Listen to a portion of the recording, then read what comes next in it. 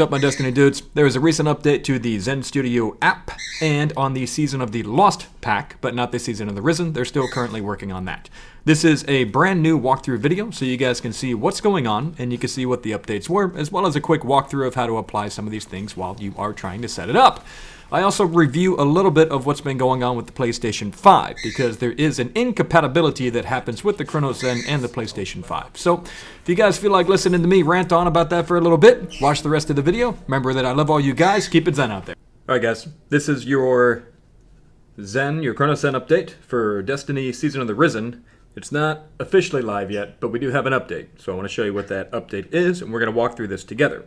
First things first, take your Cronus Zen and attach the cable that goes from the right side of the Zen, the USB cable, into your computer. Connect the two, and you should get this to happen on screen. After that, we're going to go from library all the way over to programmer, and that's where you're going to find your game packs. Here are the game packs right now. Now as I scroll down through these game packs and go all the way down to Destiny 2, you'll notice it still says Season of the Lost. I'm going to hit the update button. That's the little yellow thing that says UPD. And let's see what happens. Okay. So here we go. This is just a bunch of slot configurations. And if you guys want to change any of these so that you can fit how you play, how your controller plays, then go ahead and do that. In-game dead zone, this has been a topic of conversation. Keep it at 10 if you don't want anything abnormal in your game. So, primary anti-recoil. If you have inverted on your controller, then it must match what you're doing in the game. So if you're playing Destiny 2 with inverted controller look, then make sure you hit this on the Cronus Zen in the studio here, and then you can change around the vertical anti-recoil and the horizontal recoil patterns, so you can switch up as you need to. The same thing applies with your secondary.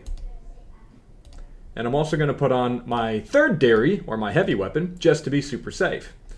Now there are multiple types of aim assist. I'm going to go over those really quick. The first aim assist is with controller.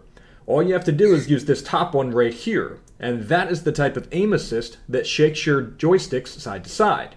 You can put the intensity of it as high as you want, but if you go too high, you're going to have a lot of screen shake. It doesn't give you extra benefit, just more shake. It's so you can feel the shake versus whether or not it's actually working.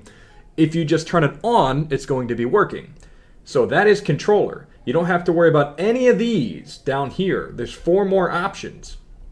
If you want to get super detailed, go to this one, Aim Assist Bats. Now the Aim Assist Bats controls all of these. These are preset. Controller strength, for example, not that one, sorry. ADS strength, ADS step, fire strength, and fire step. Those are all preset to the most accurate and enjoyable settings for the Bats Aim Assist option. You don't have to move any of those. You don't have to change any of those. They're in the right place already. So what I'm going to do, because I like the controller one better, all the difference is controller moves zigzag side-to-side pattern, and the Aim Assist Bats moves in a triangle shape, and it's supposed to give you more accuracy over longer ranges.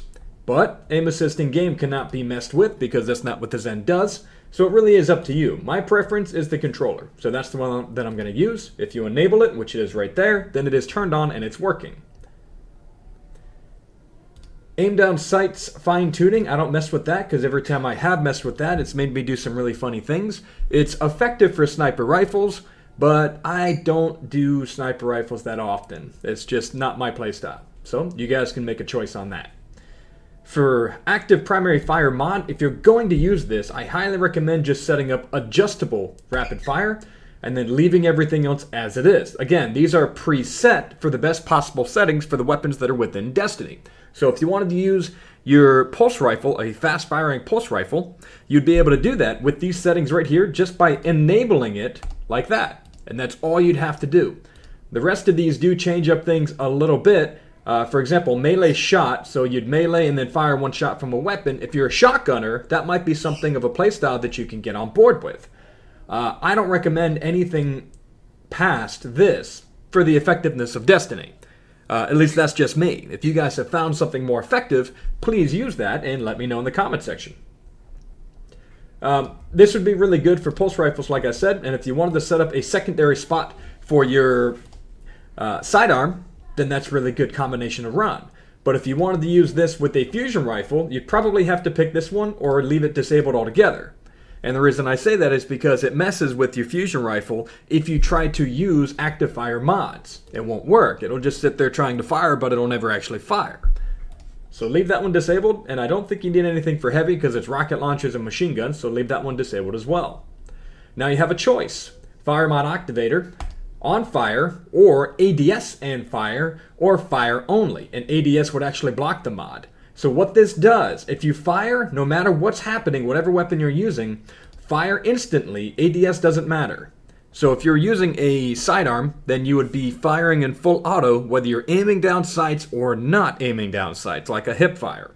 If you wanted to only use it when you're hip firing, then this is the one you choose, ADS and fire. It would only work while you're holding down ADS. So for a weapon like the Last Word, for example, this is the option that you want.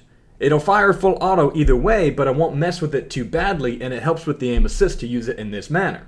Now, for some of the sidearms out there, for example, the Devil's Ruin, where you have two different firing options, this is also the one that you want to choose, because then when you're aiming down sights, you will fire in full auto, but then if you wanted to recharge it to use that linear fusion rifle, whatever it's called, then that is the best option for you right here, because then you can use both of those types of things on that weapon with this one activation mod. So, I don't mess around with any of these. You don't need to. Not for Destiny, anyway. Auto reload, I don't recommend it. Auto melee is okay, but it has messed with me in the past, so I'd leave it alone.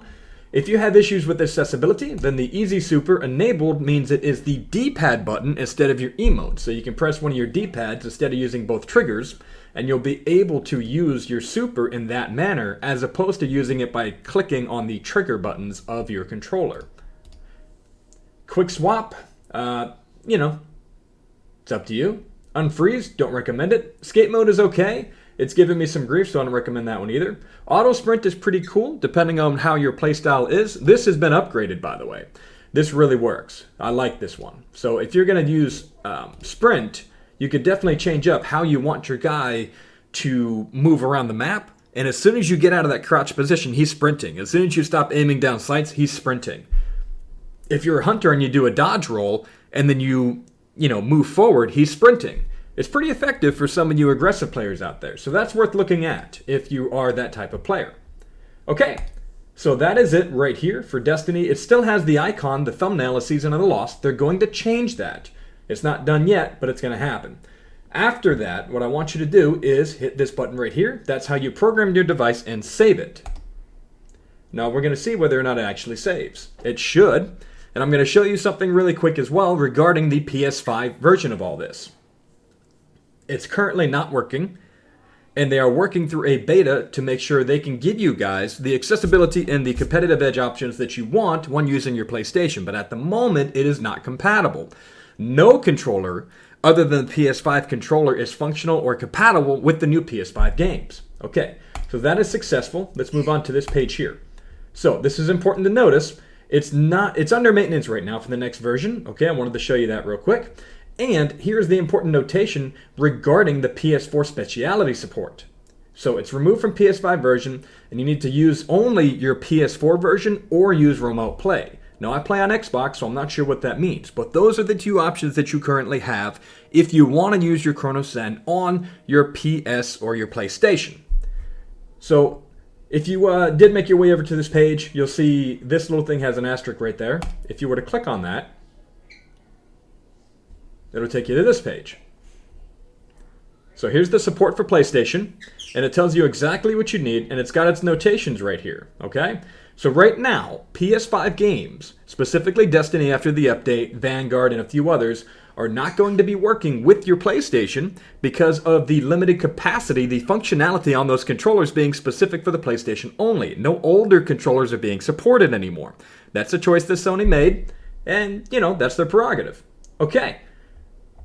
Going to show you guys a bit of gameplay footage. If you got any questions, remember, leave them in the comment section down below.